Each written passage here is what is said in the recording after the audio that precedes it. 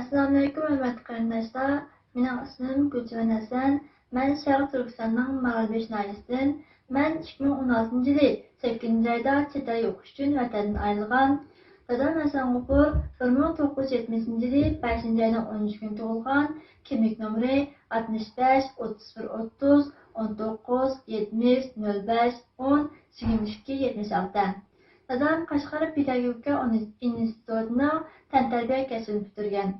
Maralbeşi avam marjatının xo'jayini bo'lib, u 2017 yil 10 ayning oxirida Xitoy tajovuzchilari tarafidan jazo lageriga tutib ketilgancha hech qanday uchur yo'q.